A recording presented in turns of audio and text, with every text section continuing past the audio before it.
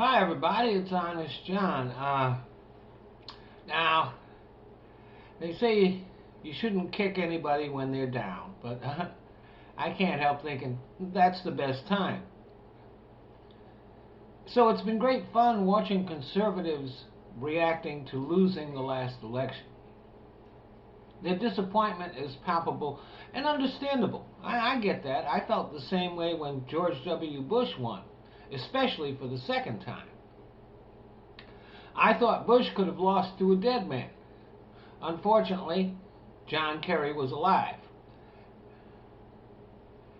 In his own way, he was as bad a candidate as Mitt Romney was, so I got over it pretty quickly. Now, I know the conservatives didn't really like Mitt Romney, so it's a bit surprising that they haven't gotten over it quicker. I mean, come on, guys. Admit it, you really didn't want him anyway. And a whole bunch of people in your party immediately turned on him as soon as the returns were in. That's pretty much how you all felt about it. So all the hysteria is a little bit surprising. We've even had a suicide and an attempted murder related to Romney's defeat. That's fucking crazy. And in their hearts and in the back of their minds, conservatives know Romney sucked. You'd think they'd just resign themselves to their loss, like I did when Bush won, and move on. Now, some of the smarter conservatives have called for a re-examination of their beliefs and policies. But there's a lot of hysteria going on. I think maybe they caught it from Karl Rove. Predictions of doom and gloom are rampant in right-wing circles, especially from the religious right. But they keep on screaming about how Obama is going to destroy America. No, conservatives, you already did that, remember? You gave us the worst president and Congress the nation has ever seen. Bush had a knack for taking a disaster and turning it into a catastrophe. We had a surplus, he turned it into a deficit. He handled Katrina so badly that Fidel Castro offered to help. And as tragic as 9/11 was, the response of the Bush administration did more damage to the country than bin Laden could have even dreamed of. When you talk about the destruction of America, you're not talking about the future, you're talking about the past. You're talking about what you did. Now we're trying to repair the damage that you did, and we'd appreciate it if you'd stay the fuck out of the way.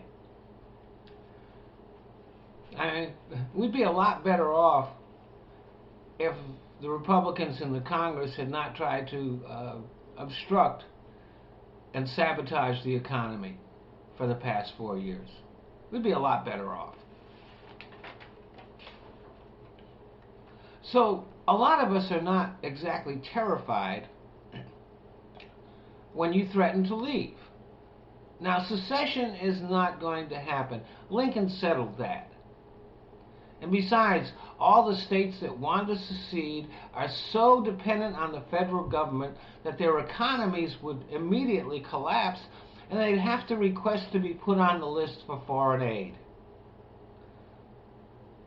But if they want to leave, as individuals, they're certainly welcome to do that. And conservatives, I'm not going to try to talk you out of it. If you want to become an immigrant, feel free. Don't forget to bring your love it or leave it bumper stickers with you. But where are you going to go? South America? Fuck no. It's full of Latinos. Canada? You'd hate it. It's very cosmopolitan. Their population is even more diverse than ours is. And you'd have to leave your guns behind. As a matter of fact, since most of the world doesn't have a Second Amendment, most of the places that you would go, you'd have to give up your gun rights and live the scary life of an unarmed person. Except there is one place. A lot of the Muslim countries, people are pretty much armed to the teeth over there. You not only get to keep your guns, but you could get rocket-propelled grenades and bazookas, and if you work hard enough at it, you could probably own your own tank. And they have the same attitude towards women, gays, other religions, and immigrants that you do. But since you'd be the immigrants and the other religion, you might not like it so much. But what you could do is you could wear a burqa, then nobody could tell who you were, and you could convert to Islam, which I know you say you hate Islam, but if your religious convictions are as shallow as your patriotism, that shouldn't be a problem for you. Thanks for listening.